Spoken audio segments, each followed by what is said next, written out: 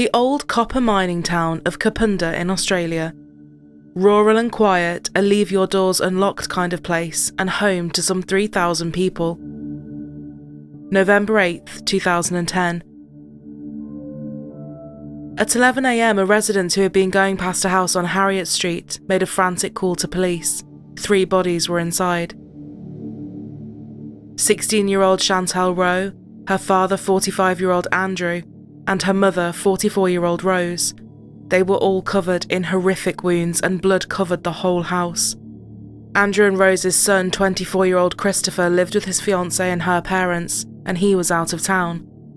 The Rowe family had not long moved on to Harriet Street and had settled in well.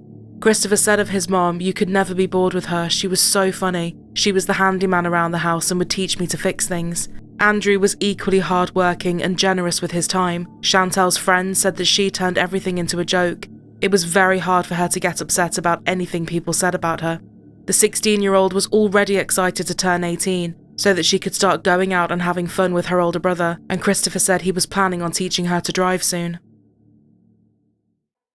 As the media got a hold of bits of the story, Christopher, who was in Queensland, saw some clips of the street. He went on Facebook and wrote, "Can someone let me know what's going on? That's my parents' street. My family lives on that street and I can't get through to any of them." He got a reply back from someone saying that everything was okay and there was no need to panic. But that person, genuinely trying to be helpful, had checked on the wrong house, and Christopher would soon learn the awful truth. Everyone was looking for answers, but one reporter said there was next to nothing being said by police. Either they knew exactly what they were dealing with and were keeping cards close to their chest, or they knew absolutely nothing themselves. Online tributes were being set up, but sadly they were quickly found by trolls posting abusive messages and defacing family photos. And the more people tried to defend and shut these people down, the more things carried on. As often is the case with trolls, you are playing into their hands.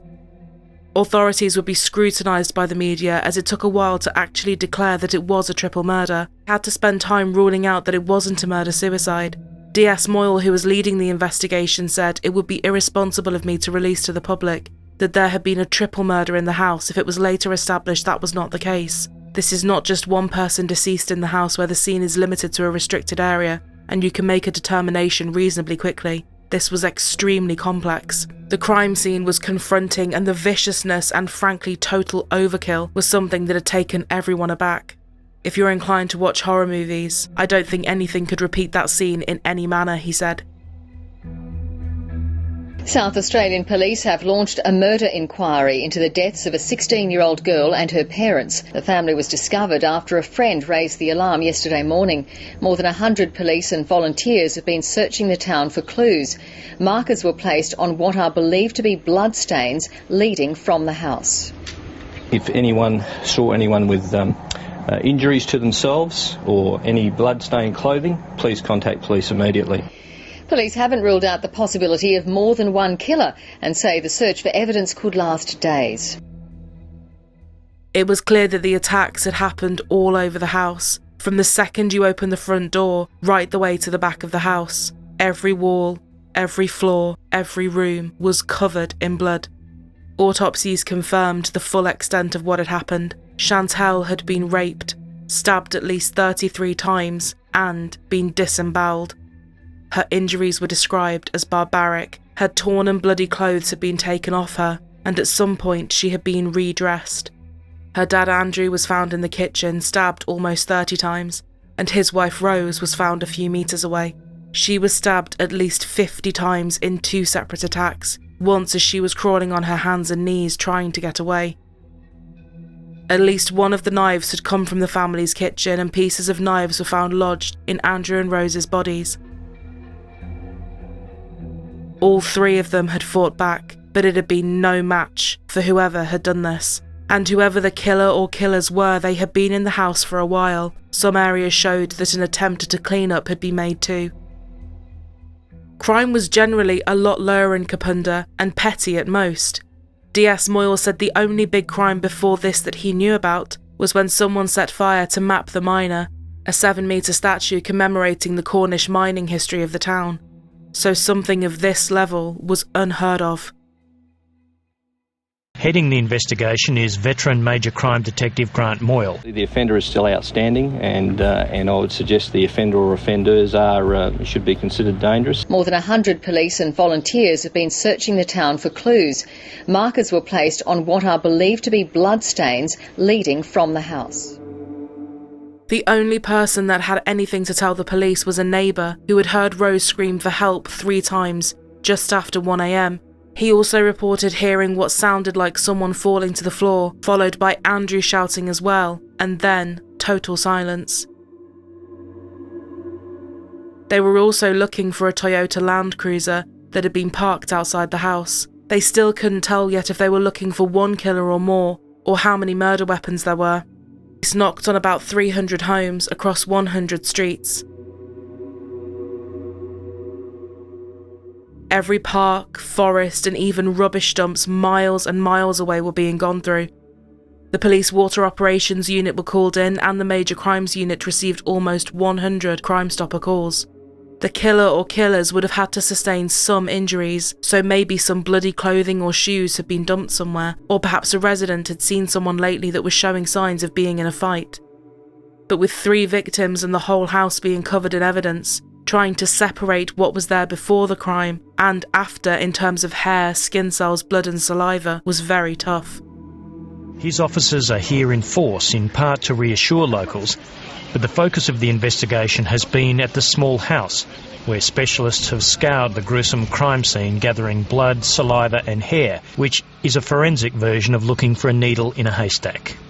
You were trying to find information that was deposited at the time of alleged events. And any room will have lots of different materials in there. Hairs that have been shed by lots of people, skin cells who've touched, door handles, light switches, etc. So there's huge amounts of biological material in any scene. The key is trying to find information that's pertinent to an alleged event. What do they actually know about that person from that DNA? What can they tell? Well, actually, very little. A DNA profile in this country is 18 numbers, plus another code which tells you if male or female. And that 18 numbers you can't tell anything from. It has to be compared to a profile either on a database or from someone who has to give a sample for that purpose. But they finally started closing in when they obtained a male DNA profile and fingerprints from the back of Chantal's bedroom door. The fingerprints did seem to point to where the attack had started, and a possible motive, and who was the first target. Chantal. And it had been a sexually motivated murder. There was semen found on Chantal's body too, and everything was uploaded to the system, but it didn't match anyone. Not a thing came back. So it was back to asking people for swabs and prints, and hoping that something soon started to make sense. While forensic scientists have produced a DNA profile, police don't have a match and are now considering whether to conduct a mass DNA test of men in the town. In South Australia, police cannot make someone give a DNA sample, but already a number of people in Kapunda have volunteered to be tested to clear them from suspicion. I can't give you exact numbers at this time, but we're speaking to all the male youths that are associated with the family. Police say the DNA profile taken from the house doesn't match any of the 500,000 listed on a national database. They say they're still considering a type of mass DNA testing in the town. In Kapunda, men seem open to the idea of volunteering for a DNA test as a way of helping police and creating peer pressure on others to give a sample. Yeah, I've got no problems with it, I'll do it. I'm innocent and, if anyone else is innocent then they'll do it. The DNA profiles provided will be checked for a match to the one found at the house. At the moment it seems the best chance of unlocking who was responsible for the horrors that took place in a quiet street of an Australian country town. Police learned that just days before the Rowe family was found, Chantal had hosted a small get-together at her house, and her parents were away for the night. Nothing crazy or out of control, just some snacks, drinks and films. They tracked down everyone who was there, and they were all very open and helpful. Chantal's boyfriend Dylan said he had texted her at about 5:30 a.m. on what would have been the morning she was killed. She had been feeling ill the day before and he was checking in. He said he never got a reply, but looking at Chantal's phone data, it seemed that a message had been sent back. Police said it looked like her phone was out of credit, and the message was never recovered. It was as if it had disappeared. All they could tell was that a message had been sent back from her phone. Chantal would have already been dead by this time, so whatever message was sent had to have been sent by her killer. Good evening. Police are now probing the Rowe family background as they search for a motive for the stabbing murders at Kapunda. 3 days on from the murders, and a collection of flowers, teddy bears, letters and photos grows larger by the hour. A steady flow of grief-stricken relatives and friends have come to pay their respects at this memorial at the back gate of the Rowe family home. This candlelight vigil a touching remembrance. Chantel's boyfriend Dylan writes on Facebook, "I hope you're watching over me now. Every time I see your picture or do something that reminds me of you, I can't help but cry." Relatives today rushed to be at the side of the surviving son, 25-year-old Christopher Rowe, who's returned to Kapunda. He was in Queensland on holidays when the bodies of his family were discovered. The close-knit siblings called each other their best friend. Detectives say they are slowly piecing together what happened, but still don't have a motive. We could speculate on motives, and that's all it would be at this time. It's just too difficult to be specific in that regard. The town of Kapunda is swarming with police, searching from the air and pounding the pavement, hoping for a breakthrough. Locals are on edge as the killer or killers remain at large. Dylan was ruled out, as were her friends from the party. One name had come up: Jason Alexander Downey. He had not been at the party, but he definitely knew Chantal. Jason was 18 years old and had moved over from Scotland. Jason's stepfather was Australian, and he had arrived in Kapunda with his mother and brother from Scotland at the age of 14. He went to the same high school as Chantal, knew her boyfriend Dylan, and had been in Chantal's circle for a while. They spoke to Jason, and he had gone straight in with an alibi, despite no one asking for it. He had some deep and painful looking cuts on his palm as well, something he said had come from falling off his bike. On Jason's Bebo page, he said he was in a relationship, writing, "My name is Jason and I have loads of nicknames, like Scotty, Scottbag and Bagpipes. I grew up without a dad since I was 2 months old, so I've been raised up by my mum all my life. I respect and love her to death even though we have our bad moments. Love my family in Scotland, haven't seen them for 6 years. Love you and hope to see you soon." People said Jason had few acquaintances, let alone real friends, and he was often called weird and a loner. He would exaggerate stories about himself, and this really rubbed people up the wrong way. He worked as an apprentice mechanic, and his colleagues really disliked him. Dylan, who was friendly with Jason and dating Chantal, said he didn't see anything that would concern him. Never an angry outburst, never raised his voice, or showed any signs of violent behaviour. He was quiet, yes, but pretty easygoing. Dylan knew Jason had a thing for Chantal, but he was secure in their relationship and hadn't thought anything of it. But Jason's interest in Chantal was soon very obsessive. He was texting and calling her all the time, often confiding in her about things like his insecurities and his anxieties. Chantal would always answer the phone because she didn't want to be rude or cause any awkwardness between Dylan, Jason and herself. Things were getting more uncomfortable and she started trying to distance herself. When Chantal hosted the gathering at her house, she purposefully did not ask Jason. Dylan asked what was going on, but she didn't say anything, and didn't want to cause any friction between Jason and anyone else. The night that she and her parents were killed, Dylan had spoken to Jason. He mentioned that Chantal had a cold, so she was going to call in sick to work the next day. He also added that he wouldn't be staying at her place that night, so Jason thought she was home alone. Jason was asked for a DNA sample and fingerprints, and within 2 days the results were back. Everything was a match to Jason. Jason told police that he and Chantal had had a consensual sexual relationship a few months before this, but there was no evidence to suggest this was true at all. It also didn't account for the DNA on her body when she was found.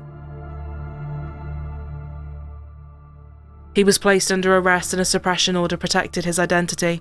And, name suppressed or not, people had already been all over social media, connecting him to the murders.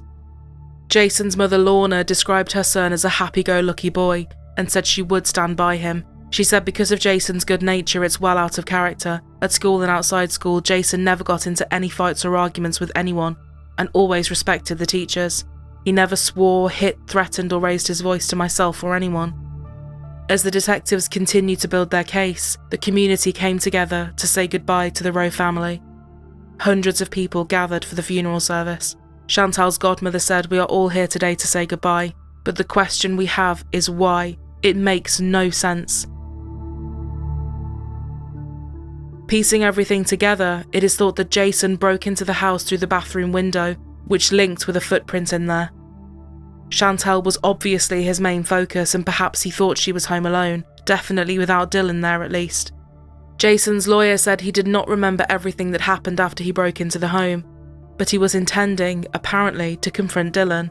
He did not go there armed and did not intend to use knives against them. He did not intend a sexual assault, though he may well have been intending to further a relationship with Chantal, his lawyer said. But Jason had been told by Dylan himself that he was not going to be at the home that evening, and because of the knives taken from the kitchen, the murders didn't seem premeditated, but his obsession with Chantal was all-consuming, and he wanted something to happen between the pair of them. His intention was to make sexual advances towards her. Chantal was attacked first, sustaining multiple stab wounds across her whole body. Jason then moved on to her parents, going back and forth. At one point, Chantal, bleeding heavily, crawled under her bed, but Jason dragged her out and stabbed her again. He removed her clothes and redressed her. She was raped as she lay bleeding to death. As one victim lay bleeding and going in and out of consciousness, Jason would turn his attention to someone else. He made an attempt to clean up, especially around Andrew's body, before fleeing and sleeping in his car. He was back at work, as if nothing had happened, but when he heard about what had happened on Harriet Street, he left work early due to grief, taking a couple of days off as well. He was photographed partying at a work Christmas function, and a camera crew had even picked him up on film as he visited a memorial for the family. He left a teddy bear for Chantal along with a handwritten note that read, "To Chantal, may you always be remembered and never forgotten. You'll be missed by everyone," followed by his full name and 2 kisses. When people learned that Jason was the killer, many were surprised based off of his build alone. He was skinny and had always appeared quite weak. The fact he had it in him to do something like this on his own to 3 people was just not what people were expecting. Exactly a year after the Rowe family was killed, via a video link, Jason Downey pleaded guilty to 3 counts of murder. He was cleared of the second charge of raping Chantal. But this was not the end, as in early 2012 the Director of Public Prosecutions questioned the legitimacy of his guilty pleas, so Jason was asked to re-enter them. Good evening. A stunning twist in the savage triple murder of the Rowe family in Kapunda. Prosecutors casting doubts over Jason Downey's chilling admissions. Based on conflicting statements from the teenager, they've taken the unusual step of asking him to re-enter his guilty plea. He had written letters to his mother in jail protesting his innocence, and these had come to light and needed to be looked at. The DPP had concerns that things about his story had been inconsistent, and this made them question the legitimacy of his plea.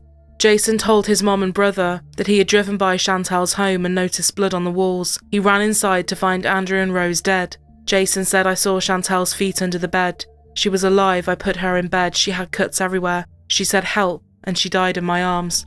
I fucked up, Mom. I'm so sorry. I should have rung the police." He identified the real killer as a man dressed in dark clothing with a green bag, and he said he hadn't told the police this story because he was scared they wouldn't believe him. As the court was thrown into chaos, the police used this time to gather more evidence against him, and they definitely did. A USB that belonged to Chantal was found in Jason's bedroom, and her lanyard was also in his car, along with more bloodstains belonging to Rose and Andrew. In March 2012, at a Supreme Court hearing, Jason again confirmed his guilty pleas. He had spoken with a psychologist and said, "I couldn't believe that I'd done it myself. For months I couldn't accept that I did it, because it was that bad and I didn't want to accept it. But unfortunately I have to pay the consequences. Obviously I've wrecked the families and friends and people's lives who were involved. If I could turn back time I would. They've lost their lives due to my stupidity." "But why?" "Pretty much jealousy," he said. "I thought we had something on. When I learned she was with Dylan, I wasn't happy. I pretty much got angry. Like I said to you before, I had nothing against the parents.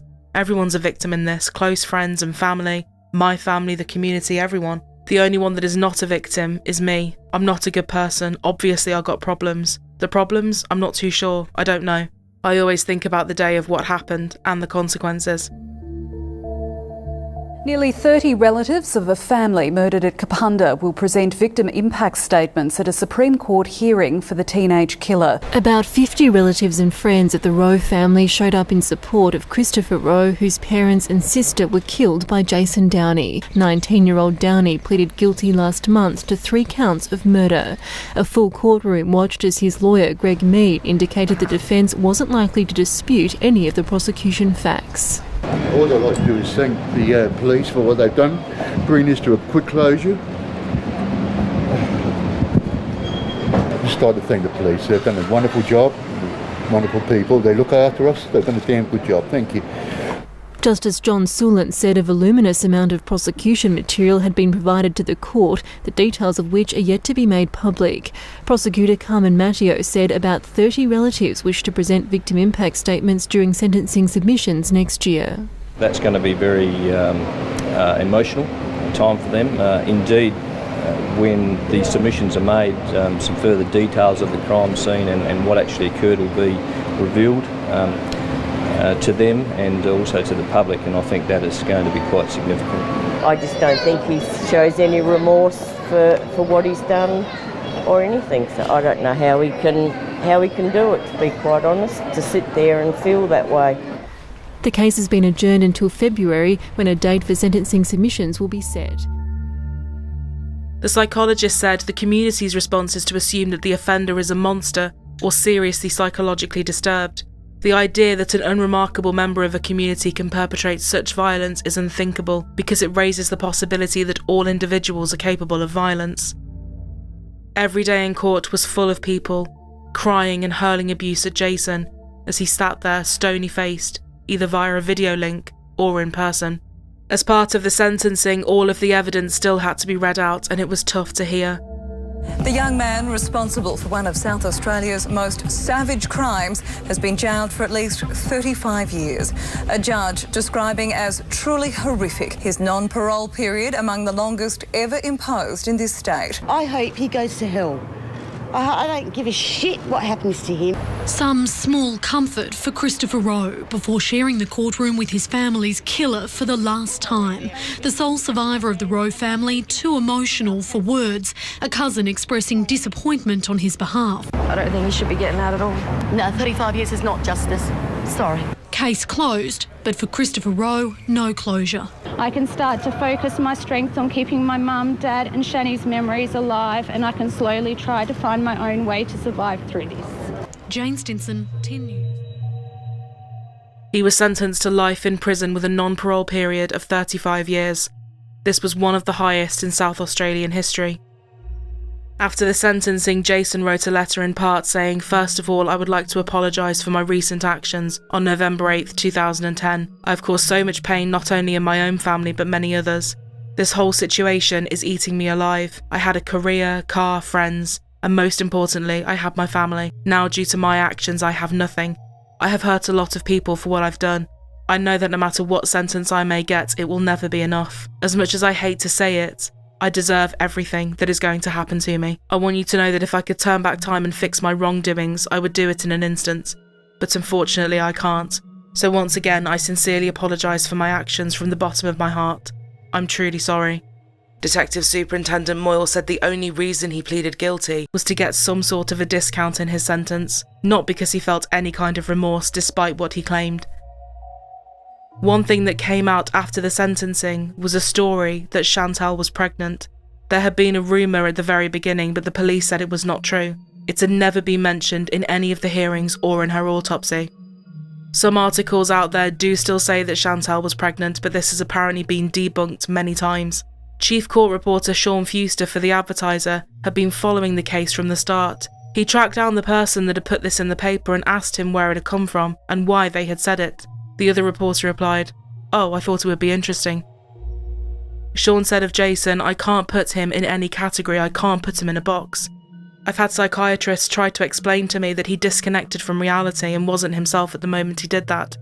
I'm not particularly inclined to accept that explanation because it suggests that all of us have the ability to snap and do what he did. I think that speaks very poorly of us as a species if all of us have got a Jason Downey inside us." It was a case that rocked a small town, and was something never seen before there. The once so trusting town that left its doors unlocked was very much changed. Remaining family members say every Christmas, every birthday, every special day, and every other in between has become forever damaged. Christopher Rowe said the meaning of justice is the quality of being just and fair, or the punishment being proportionate to the offence. Please explain to me the justice in this. We can close this chapter and now we can start to focus our strength on keeping Mom, Dad and Shani's memories alive. I can slowly try to find my own way to survive this.